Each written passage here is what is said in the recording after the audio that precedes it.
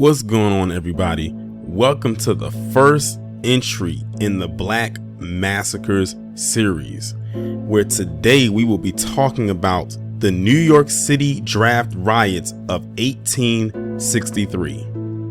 The New York City draft riots that lasted from July 13th to July 16th in 1863, sometimes referred to as the Manhattan Draft Riots and known at the time as Draft Week, were violent disturbances in Lower Manhattan, widely regarded as the culmination of white working class discontent with new laws passed by Congress that year to draft men to fight in the ongoing American Civil War. The riots remain the largest civil and most racially charged urban disturbance in American history. According to Toby Joyce, the riot represented a civil war inside the Irish Catholic community in that mostly Irish American rioters confronted police while soldiers and pro-war politicians were also to a considerable extent from the local Irish immigrant community. President Abraham Lincoln diverted several regiments of militia and volunteer groups after the Battle of Gettysburg to control the city. The rioters were overwhelmingly Irish working class men who did not want to fight in the Civil War and resented that wealthier men who could afford to pay a $300 equivalent to $6,600 as of 2021, though a typical laborer's wage was between $1 and $2 a day in 1863. Commutation fee to hire a substitute were spared from the draft. Initially intended to express anger at the draft, the protest turned into a race riot, with white rioters attacking black people and violence throughout the city. The official death toll was listed at either 119 or 120 individuals. Conditions in the city were such that Major General John E. Wool, commander of the Department of the East, said on July 16th that martial law ought to be proclaimed, but I have not a sufficient force to enforce it. The military did not reach the city until the second day of rioting, by which time the mobs had ransacked or destroyed numerous public buildings, 2 Protestant churches, the homes of various abolitionists or sympathizers, many black homes, and the colored orphan asylum at 44th Street and 5th Avenue, which was burned to the ground. The area's demographics changed as a result of the riot. Many black residents left Manhattan permanently, with many moving to Brooklyn. By 1865, the black population had fallen below 11,000 for the first time since 1820. New York's economy was tied to the South. By 1822, nearly half of its exports were cotton shipments. In addition, upstate textile mills processed cotton and manufacturing. New York had such strong business connections to the South that of January 7, 1861, Mayor Fernando Wood, a Democrat, called on the city's board of aldermen to declare the city's independence from Albany and from Washington. He said it would have the whole and united support of the southern states. When the Union entered the war, New York City had many sympathizers with the South. The city was also a continuing destination of immigrants. Since the 1840s, most were from Ireland and Germany. In 1860, nearly 25% of the New York City population was German-born, and many did not speak English. During the 1840s and 1850s, journalists had published sensational accounts directed at white working class, dramatizing the evils of interracial socializing, relationships, and marriages. Reformers joined the effort. Newspapers carried derogatory portrayals of black people and ridiculed black aspirations for equal rights in voting, education, and employment. The Democratic Party's Tammany Hall, political machine had been working to enroll immigrants as U.S. citizens so they could vote in local elections and had strongly recruited Irish. In March 1863, with the war continuing, Congress passed the Enrollment Act to establish a draft for the first time. As more troops were needed in New York City and other locations, new citizens learned that they were expected to register for the draft to fight for their new country. Black men were excluded from the draft as they were largely not considered citizens, and wealthier white men could pay for substitutes. New York political offices, including the mayor, were historically held by Democrats before the war, but the election of Abraham Lincoln as president had demonstrated the rise in Republican political power nationally. Newly elected New York City Republican Mayor George Opdyke was mired in profiteering scandals in the months leading up to the riots. The Emancipation Proclamation of January 1863 alarmed much of the white working class in New York, who feared that freed slaves would migrate to the city and add further competition to the labor market. There had already been tensions between black and white workers since the 1850s, particularly at the docks, with free blacks and immigrants competing for low-wage jobs in the city. In March 1863, white longshoremen refused to work with black laborers and rioted, attacking 200 black men. There were reports of rioting in Buffalo, New York, and certain other cities, but the first drawing of draft numbers on July 11, 1863, occurred peaceably in Manhattan. The second drawing was held on Monday, July 13, 1863, 10 days after the Union victory at Gettysburg.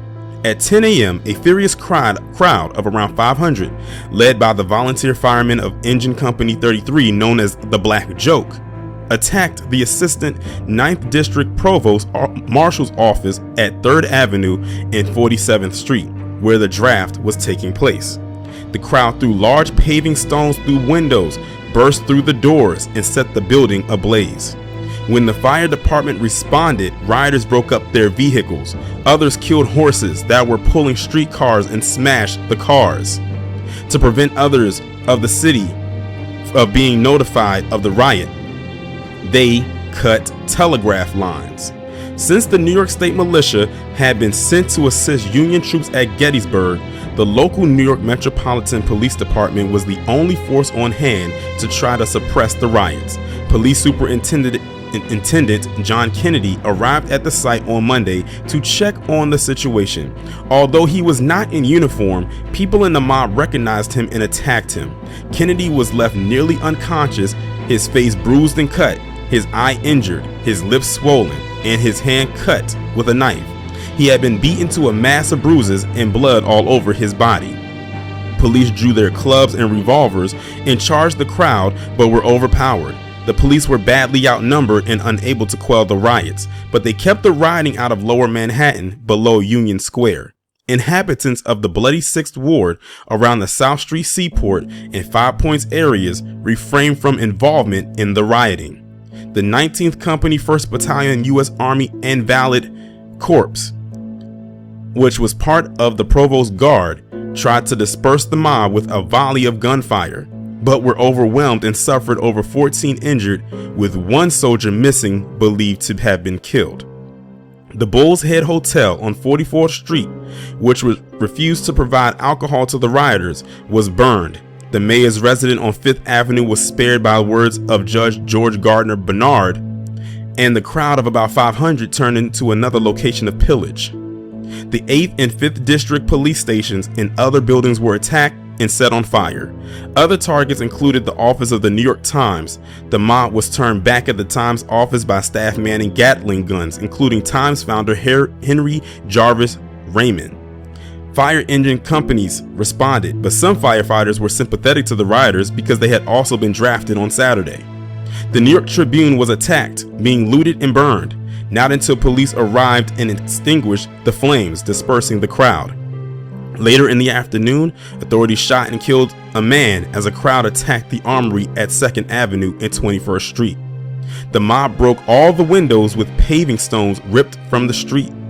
The mob beat, tortured, and/or killed numerous black civilians, including one man who was attacked by a crowd of 400 with clubs and paving stones, then lynched, hanging from a tree, and set alight.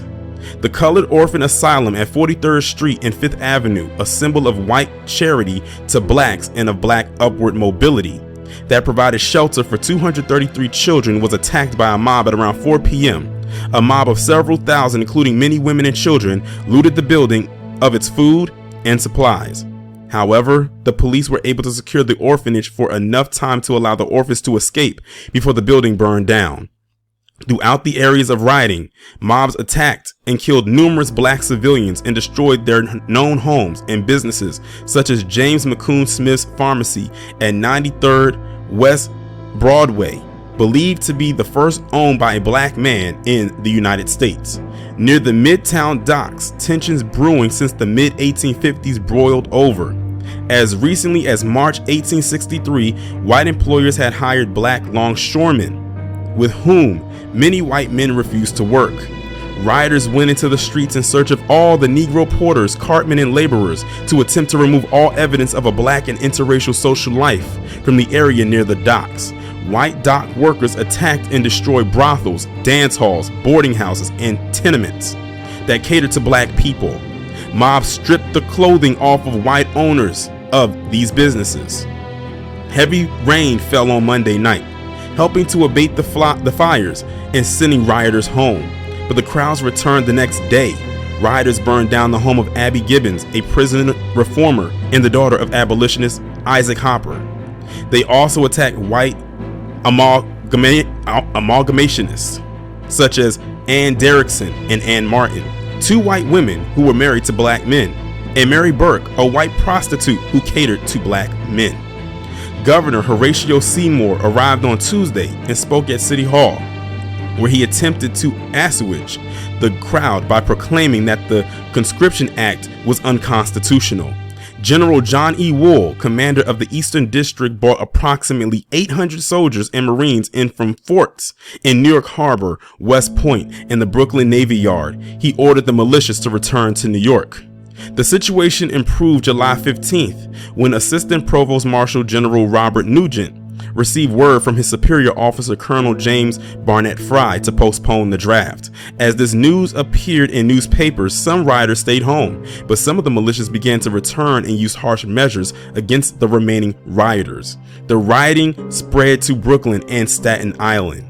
Order began to be restored on July 16th. The New York State Militia and some federal troops were returned to New York, including the 152nd New York Volunteers, the 26th Michigan Volunteers, the 27th Indiana Volunteers, and the 7th Regiment New York State Militia from Frederick, Maryland, after a forced march. In addition, the governor sent in the 74th 65th Regiments of the New York State Militia, which had not been in federal service, and a section of the 20th Independent Battery New York Volunteer Artillery from Fort Schuyler in Throgs Neck. The New York State Militia units were the first to arrive. There were several thousand militia and federal troops in the city. A final confrontation occurred in the evening near Gramercy Park. According to Adrian Cook, 12 people died on this last day of the riots and skirmishes between rioters, the police, and the army. The New York Times reported on Thursday that plug uglies and blood tubs, gang members from Baltimore, as well as Schuylkill Rangers and other rowdies of Philadelphia had come to New York during the unrest to participate in the riots alongside the Dead Rabbits and Macrovillers. The Times editorialized that the scoundrels cannot afford to miss the golden opportunity of indulging their brutal natures and at the same time serving their colleagues, the Copperheads, and the Sesage sympathizers. The exact death toll during the New York draft riots is unknown, but according to historian James M. McPherson, 119 or 120 people were killed. Violence by longshoremen against black men was especially fierce in the docks area. West of Broadway, below 26, all was quiet at 9 o'clock last night. A crowd was at the corner of 7th Avenue and 27th Street at the time. This was the scene of the hanging of a Negro in the morning, and another at 6 o'clock in the evening. The body of the one hung in the morning presented a shocking appearance at the station house. His fingers and toes had been sliced off, and there was scarcely an inch of his flesh which was not gashed. Late in the afternoon, a Negro was dragged out of his house in West 27th Street, beaten down on the sidewalk, pounded in a horrible manner, and then hanged to a tree. In all, 11 black men were hanged over 5 days. Among the murdered blacks was the 7-year-old nephew of Bermudian First Sergeant Robert John Simmons of the 54th Massachusetts Infantry Regiment, whose account of fighting in South Carolina, written on the approach to Fort Wagner, July 18, 1863, was to be published in the New York Tribune on December 23, 1863, Simmons having died in August of wounds received in the attack on Fort Wagner. The most reliable estimates indicate at least 2,000 people were injured. Herbert Asbury, the author of the 1928 book Gangs of New York, upon which the 2002 film was based, puts the figure much higher, at 2,000 killed and 8,000 wounded, a number that some dispute. Total property damage was about $1 to $5 million, which is equivalent to $16.9 million to $84.7 million in 2020. The city treasury later indemnified 1/4 of the amount. Historian Samuel Eliot Morrison wrote that the riots were equivalent to a Confederate victory. 50 buildings, including 2 Protestant churches and the Colored Orphan Asylum, were burned to the ground. 4,000 federal troops had to be pulled out of the Gettysburg campaign to suppress the riots. Troops that could have aided in pursuing the battered Army of Northern Virginia as it retreated out of Union territory.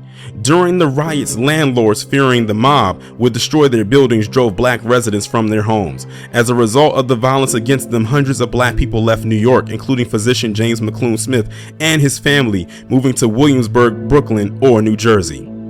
The white elite in New York organized to provide relief to black riot victims, helping them find new work and homes. The Union League Club and the Committee of Merchants for the Relief of Colored People provided nearly $40,000 to 2,500 victims of the riots. By 1865, the black population in the city had dropped to under 10,000, the lowest since 1820. The white working class riots had changed the demographics of the city. The white residents exerted their control in the workplace. They became unequivocally divided from the black population. On August 19th, the government resumed the draft in New York. It was completed within 10 days without further incident. Fewer men were drafted than had been feared by the white working class. Of the 750,000 selected nationwide for conscription, only about 45,000 were sent into active duty. While the rioting mainly involved the white working class, middle and upper class New Yorkers had split sentiments on the draft and use of federal power or martial law to enforce it. Many wealthy Democratic businessmen sought to have the draft declared unconstitutional. Tammany Democrats did not seek to have the draft declared unconstitutional, but they helped pay the commutation fees for those who were drafted. In December 1863, the Union League Club recruited more than 2,000 black soldiers, outfitted and trained them, honoring and sending men off with a parade through the city to the Hudson River docks in March 1864. A crowd of 100,000 watched the procession, which was led by police and members of the Union League Club. New York's support for the Union cause continued, however, grudgingly and gradually Southern sympathies declined in the city. New York banks eventually financed the Civil War, and the state's industries were more productive than those of the entire Confederacy. By the end of the war, more than 450,000 soldiers, sailors, and militia had enlisted from New York State, which was the most populous state at the time. A total of 46,000 military men from New York State had died during the war, more from disease than wounds, as was the typical in most combatants. That was a lot to retain and a lot to put out there as it pertains to this particular event right here. Well, that's going to conclude the first entry of the Black Massacre series, the New York Massacre of 1863, or the draft riots as they called it. I feel that a lot of the people that follow me who are from New York probably should know about this particular story, and if they don't, hey, this is a learning history lesson for all of us, much like it was with my previous series. So we all learning here together.